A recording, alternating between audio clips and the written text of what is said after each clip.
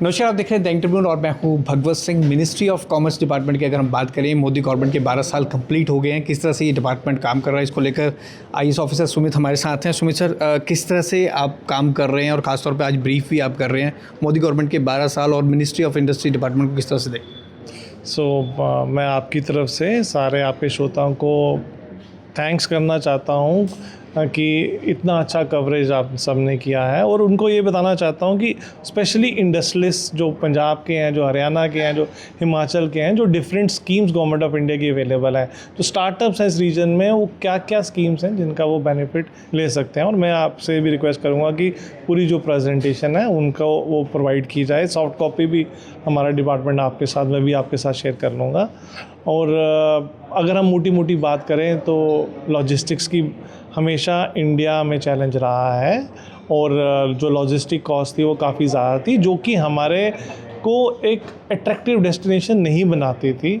इस पे काफ़ी काम किया गया है। नेशनल लॉजिस्टिक पॉलिसी लॉन्च की गई है, पीएम गति शक्ति नेशनल मास्टर प्लान लॉन्च किया गया है, और अब हमारी जो लॉजिस्टिक एफिशिएंसी है वो इंटरनेशनल बेंचमार्क से भी बढ़ी है, और हमारी रैंकिंग भी इम्प्रूव हुई है, और जो कॉस्ट है वो ऑलमोस्ट 14-15% से 9% के आसपास डिक्रीज़ हुई है। सर, मेन डिपार्टमेंट आपका ट्रेड का, बेसिकली अगर हम कहें ट्रेड की डिपार्टमेंट की अगर हम बात करें, सब कुछ उस पर ही डिपेंड होता है। तो आज के दिन में इंडिया की क्या सिचुएशन है जिस तरह से ट्रेड बढ़ रहा है? मैं डिपार्टमेंट ऑफ इंडस्ट्री से हूँ। उसमें हम ट्रेड पे कॉमर्स देखता है, तो जो हमारे नितिन यादव सर आएंगे या आ चुके हैं, तो may be he will be better to comment on it. I can talk about startups and I can talk about the intervention जो उस फील्ड में ली गई हैं। 3 schemes majorly department of promotion of industry चलाती है। सीड फंड स्कीम जो कि basic idea को सपोर्ट करती है, इसमें हमारे ऑलमोस्ट 25 से 30 इंक्यूबेटर्स हरियाणा में हैं, 10-12 इंक्यूबेटर्स पंजाब में हैं, हिमाचल में भी 6-7 इंक्यूबेटर्स हैं, जहाँ के बच्चे, जहाँ के रेजिडेंट्स इनका बेनिफिट उठा चुके हैं।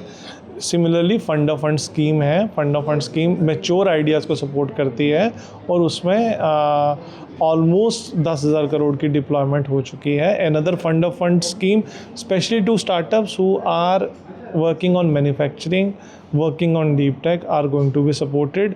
हमारी जो स्टार्टअप डेफिनेशन है वो भी रिवाइज़ की गई है, और डीप टेक्स और मैन्युफैक्चरिंग को अलग से डिफ़ाइन किया गया है, ताकि हमारे स्टार्टअप जो देश की बड़े चैलेंजेस हैं उन पे काम कर सके। क्रेडिट गारंटी स्कीम है, और इसका लाने का रीज़न ये था कि जो बैंक्स हैं वो स्टार्टअप्स को जनरली फंडिंग नहीं करते, क्योंकि बहुत रिस्क है, क्योंकि तो उस रिस्क को कवर करने के लिए गवर्नमेंट आती है। Government becomes the guarantor, and there are 1,000 crore का ईयरली टारगेट है, और हम वो अचीव कर पा रहे हैं। सर, स्टार्टअप में आपने बहुत अच्छी अचीवमेंट एक बताई कि 400 से हम बहुत ज़्यादा इंक्रीज़ कर गए हैं। स्टार्टअप में इतना बड़ा अचीवमेंट किस तरह से किया, और कितनी कंपनीज अब आ रही हैं, कितने हमारे देश के युवा इसको लॉन्च कर रहे हैं? सबसे आसान, सबसे मुझे जो लगता है कि स्टार्टअप्स की बात अगर हम ऑनरेबल प्राइम मिनिस्टर की स्पीचेस सुने, वो जहाँ पे भी, चाहे वो इंडिया में हो या बाहर हो, हमेशा स्टार्टअप्स की बात करते हैं। उनको जो प्रतिभा भारतीयों में नज़र आई, उनको कैसे चैनलाइज करना है, उसके लिए स्टार्टअप इंडिया इनिशिएटिव लॉन्च किया गया, और ये उस टीम का पिछले 9-10 साल में कंसिस्टेंट हार्ड वर्क है।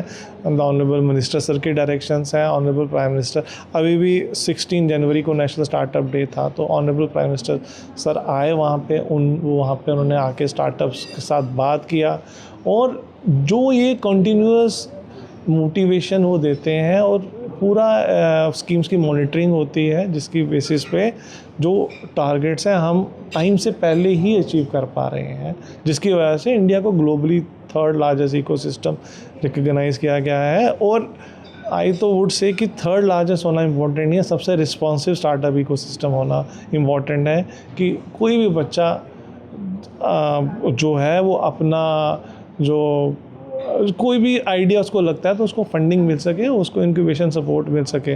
स्टार्टअप्स में एक और अच्छी बात जो है कि वो बहुत कंप्लेंट करते हैं, वो सोशल मीडिया में बहुत एक्टिव रहते हैं, तो और उनको रूल्स ऑफ द गेम जो एक ट्रेडिशनल है कि नहीं यार कोई नाराज़ हो जाएगा, ये हो जाएगा, वो कोई परवाह नहीं करते, जिसकी वजह से उनकी आई तो थिंक कि जब जो यूज़र है पर्टिकुलर स्कीम का वो जागरूक होगा, तो may be this is also one of the reason why startup scheme is so successful. एक सर, जो जैसे हालात बने हैं, अमेरिका और ईरान की जिस तरह से लड़ाई चल रही है उसके करके जो हालात बन रहे हैं, उसको देखते हुए अभी क्या करने की ज़रूरत है और किस तरह से आगे बढ़ने की ज़रूरत है? तो इसमें हम सारी डिपार्टमेंट्स को ये डायरेक्शंस दी गई हैं कि वो आइडेंटिफाई करें कि प्रोडक्ट वाइज हमारा कहाँ पे इंपोर्ट ज़्यादा है, क्योंकि जहाँ इंपोर्ट ज़्यादा होगा वहाँ हमारा बैलेंस ऑफ पेमेंट इश्यूज आएंगे। सेकंड इज़ कि कैसे हम जो पेट्रोल डीजल और एलपीजी है उसकी कंजम्पशन कम कर सकें। तो एक तो उसमें गवर्नमेंट की रिस्पॉन्सिबिलिटी है। तो गवर्नमेंट की रिस्पॉन्सिबिलिटी, सपोज़ हम डीपीआईटी में हम जो गाड़ी यूज़ कर रहे हैं हम ईवी में कन्वर्ट क्यों नहीं कर सकते। सो हमने एक फेज्ड मैनर में 31 मार्च तक हमारी 100% जो व्हीकल्स हैं वो ईवी कर दी जाएंगी। विद इन एनसीआर एरिया पे भी यूज़ करना होगा। ऑलरेडी कॉमर्स 100% शिफ्ट हो चुका है। सो ये तो एक डिपार्टमेंट की बात है। फिर कैसे हम पूल्ड रिसोर्सेस कर सकें कि अगर 2 ऑफिसर्स एक ही जगह से आ रहे हैं तो ऐसा क्या है कि वो सेम गाड़ी यूज़ नहीं कर सकते। तो यही सिटीज़न पे भी अप्लाई करता है कि अगर आपके पास रिसोर्सेज हैं, why can not one think about buying a EV car rather than a petrol diesel car. And मैंने चंडीगढ़ में तो स्पेशली लोग 3 होते हैं, गाड़ियाँ 5 होती हैं, तो वो भी अगर शेयर करेंगे with in house that will also be well. And on long term basis जब हम एनालिसिस करते हैं तो हमारे 37 करोड़ एलपीजी जो यूनिट्स सप्लाई से वर्ल्ड में सबसे ज़्यादा, तो ये एक बहुत बड़ी डिपेंडेंसी हमारी है। और कैसे हम एलपीजी से इंडक्शन कुकटॉप पे शिफ्ट कर सकते हैं। इंटरनेशनल फिगर्स की बात करें, यूरोप ऑलमोस्ट 80% जो उनकी कुकिंग है वो इंडक्शन कुकटॉप पे होती है। Domestic it will take time, क्योंकि आदत की बात होती है, एक कंफर्ट की बात है। हमारे टीयर 2 टीयर 3 टीयर 4 टाइम में इतनी पावर की सप्लाई शाम को, वो भी एक चैलेंज है, पावर का इंफ्रास्ट्रक्चर। लेकिन जो अच्छे टाउन्स हैं वहाँ पे तो हो सकता है, वहाँ पे हम क्यों नहीं कर रहे। और दूसरा है कमर्शियल जो कुकिंग है, जो होटल्स में कुकिंग है। अब आज भी हम एक गवर्नमेंट होटल में बैठे हैं, तो why can not they shift to cooktop induction cooking.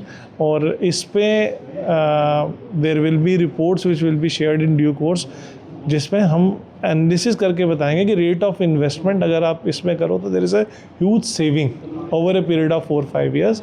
और सिर्फ सेविंग ही नहीं है, अगर आप कंफर्ट की बात करें, अब गर्मी जो चल रही है उसमें जब आप गैस चलते हो वहाँ पे उसकी जो हीटिंग है, और जो इंडक्शन में करते हो देयर इज़ अ कंफर्ट। सो ये सारी चीज़ों पे मैं आपसे यही रिक्वेस्ट करूँगा कि ये सारी चीज़ें आप। Thank you so much sir. Dainik Tribune के लिए भगवत सिंह की रिपोर्ट।